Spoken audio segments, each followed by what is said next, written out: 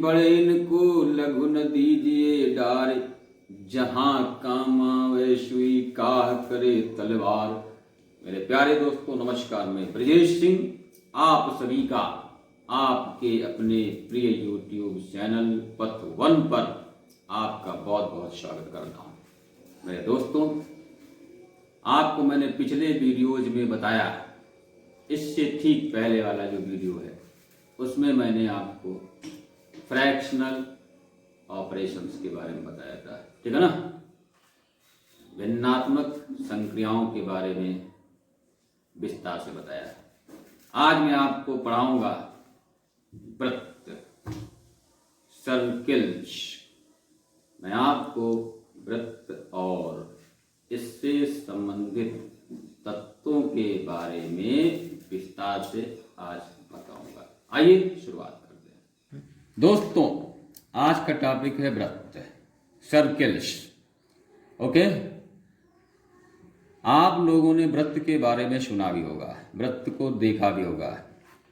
आपने कई वृत्ताकार वस्तुओं को भी देखा होगा, जैसे कि 1 रुपये का सिक्का, जैसे कि चूड़ियां, ठीक है ना, जैसे कि कैरम की गोटी।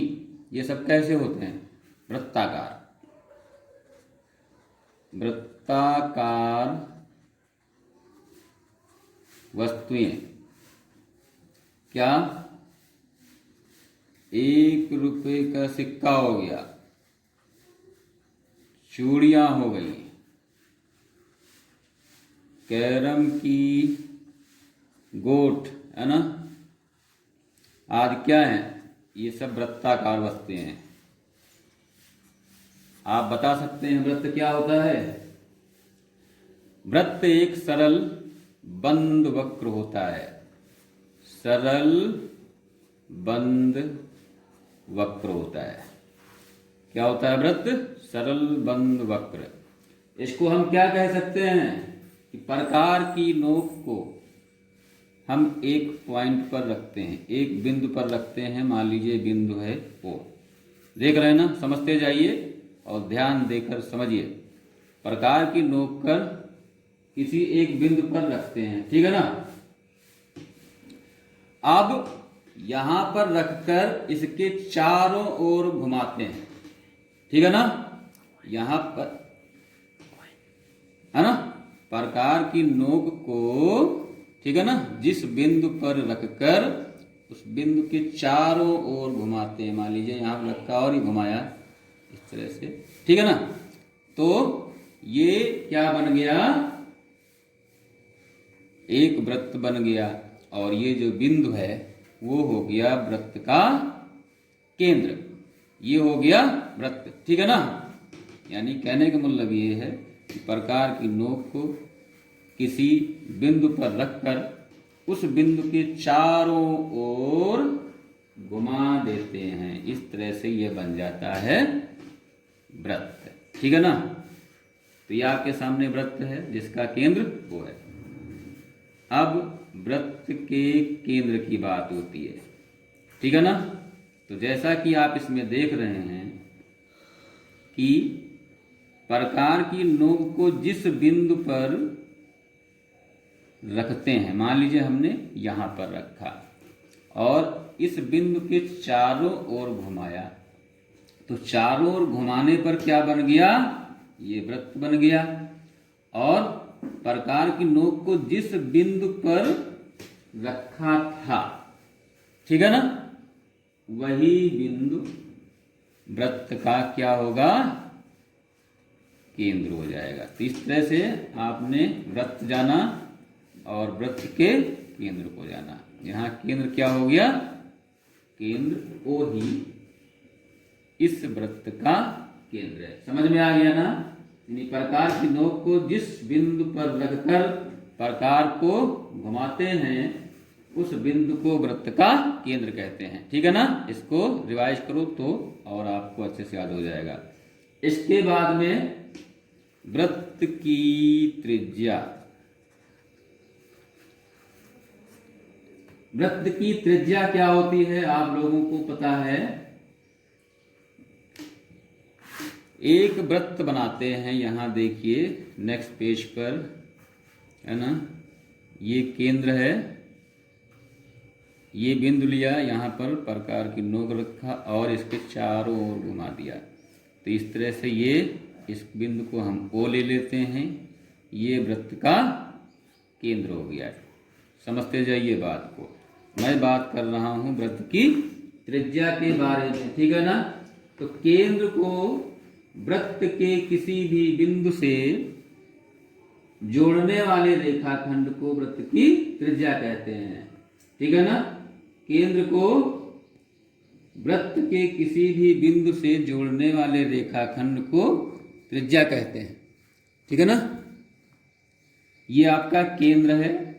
इस केंद्र को यानी केंद्र O को वृत्त पर स्थित किसी बिंदु, मान लीजिए वृत्त पर स्थित यह बिंदु A है, ठीक है। तो केंद्र को वृत्त पर स्थित किसी बिंदु को जोड़ने वाले रेखाखंड को क्या कहते हैं? त्रिज्या। ओके, तो यहां पर त्रिज्या क्या हो गई? OA। बात समझ में आ गई।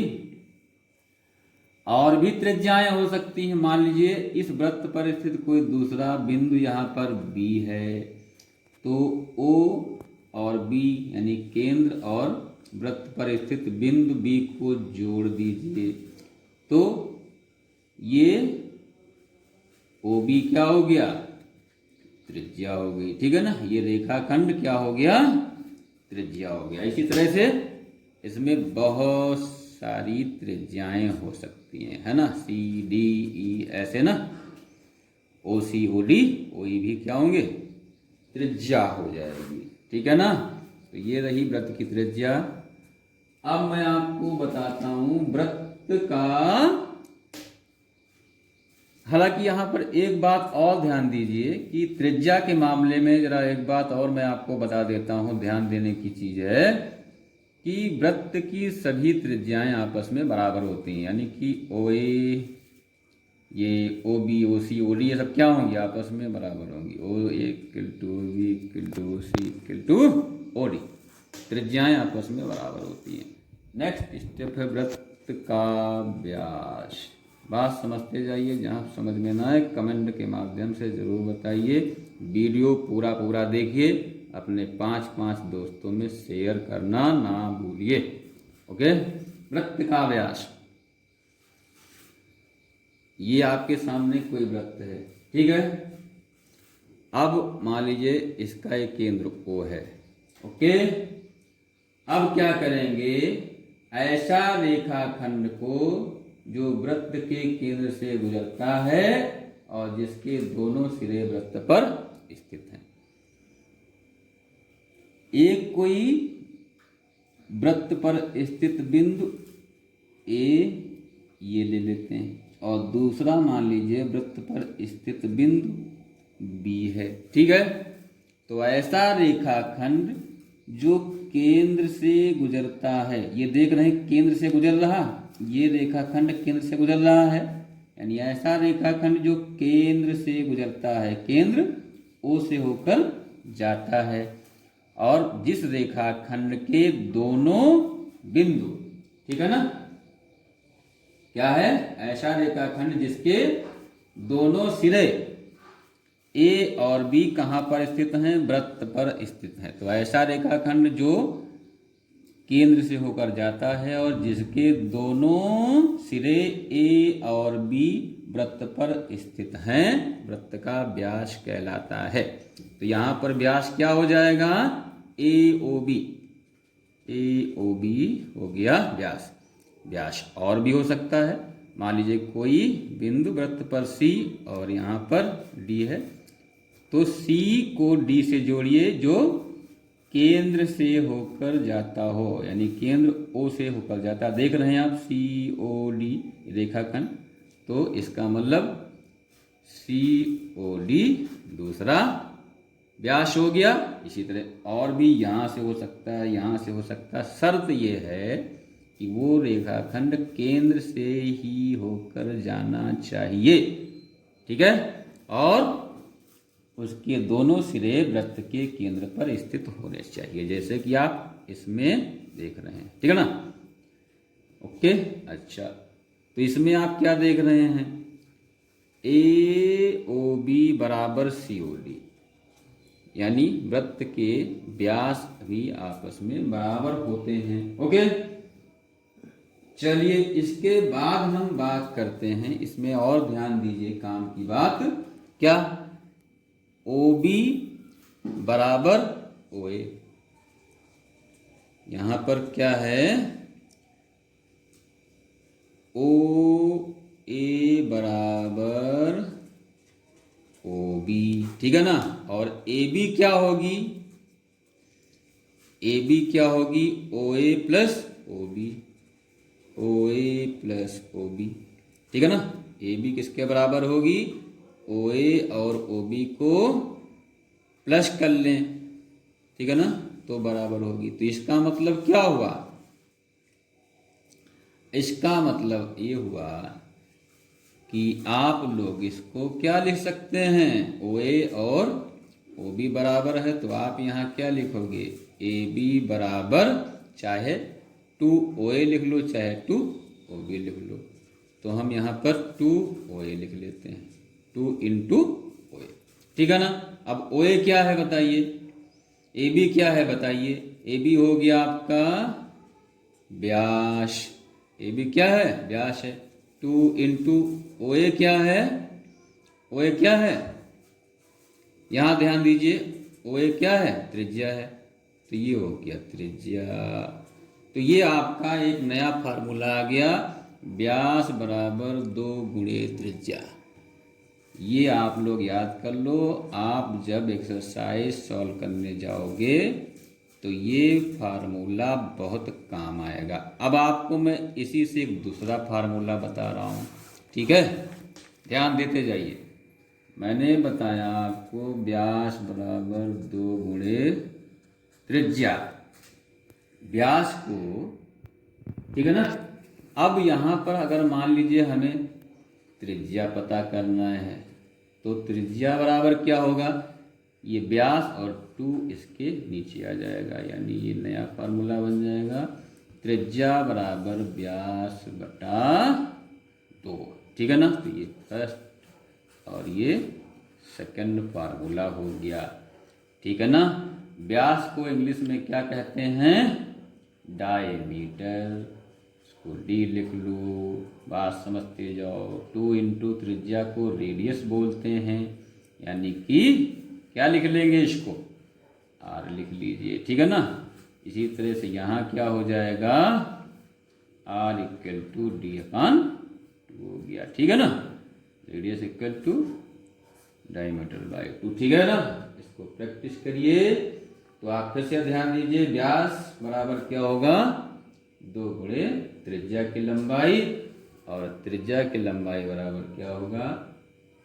व्यास की लंबाई बटा 2। यानी ध्यान दीजिए, अगर आपको त्रिज्या मालूम है और व्यास पूछा जा रहा हो तो क्या करेंगे? उसका डबल कर दीजिए।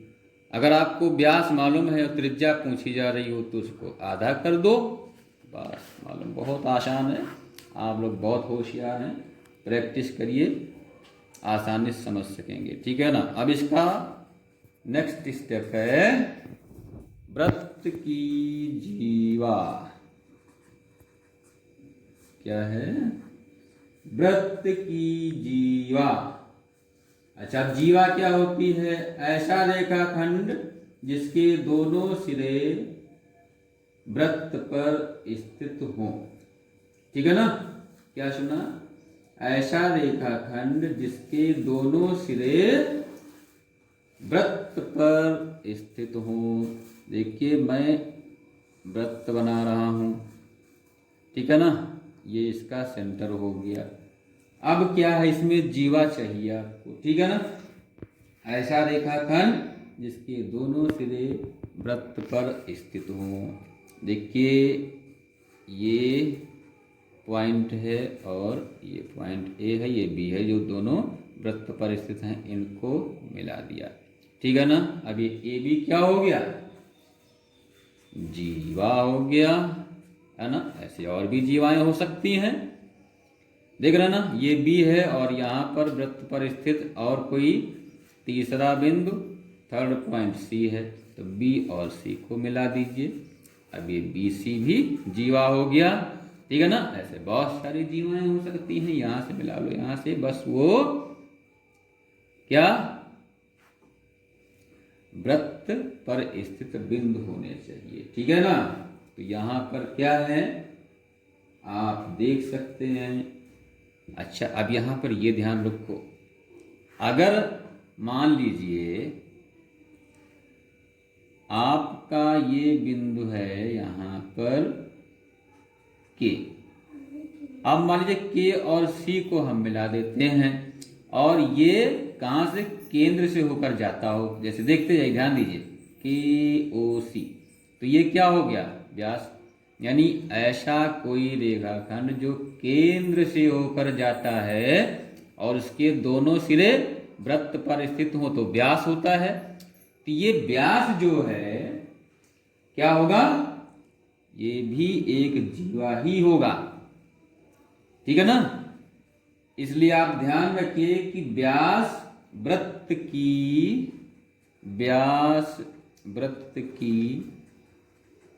सबसे बड़ी जीवा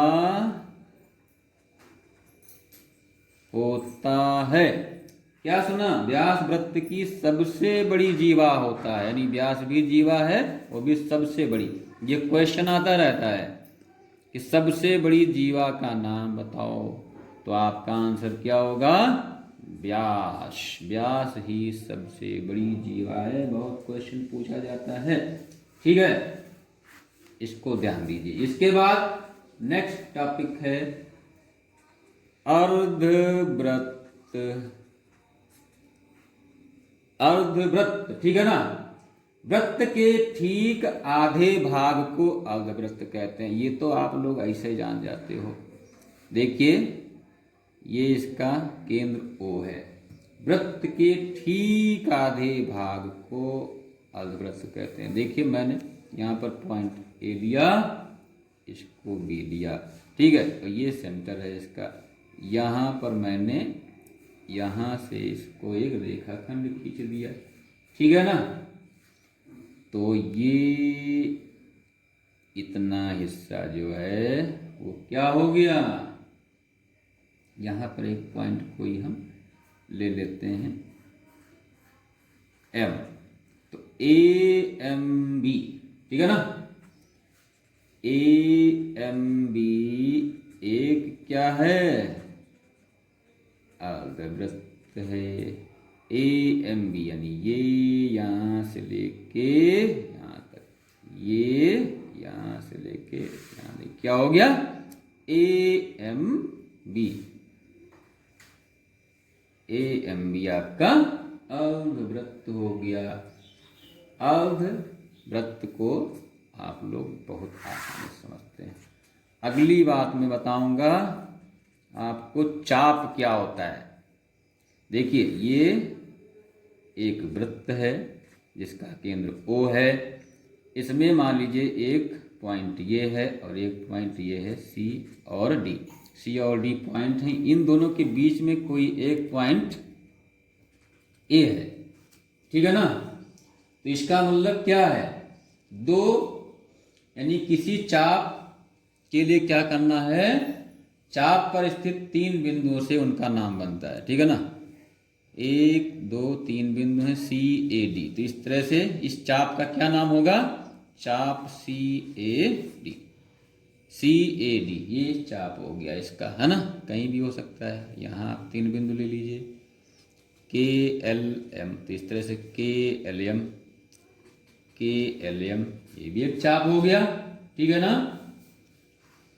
अच्छा, इसके बाद अगला पॉइंट है वृत्त की परिधि। ये बहुत इंपॉर्टेंट मैटर है, ध्यान दीजिए, बहुत कंसंट्रेट होकर समझने की जरूरत है। वृत्त की परिधि ध्यान दीजिए। देखिए ये वृत्त है, इसका पॉइंट है, केंद्र है P, ठीक है ना। अब किसी गोले को आप लीजिए और उसके किनारे पर चारों ओर उंगली घुमाइए, है ना। ये मान लीजिए सिक्का है, अब यहाँ से आप शुरू करिए और ऐसे सिक्के के चारों ओर किनारे किनारे किनारे किनारे ऐसे, है ना, पेंसिल को घुमाते जाइए, ठीक है ना। तो ये वक्र किनारा ही वृत्त की परिधि हो जाएगा, यानी कि ये क्या हो जाएगा, वृत्त का परिधि हो जाएगा, ठीक है ना।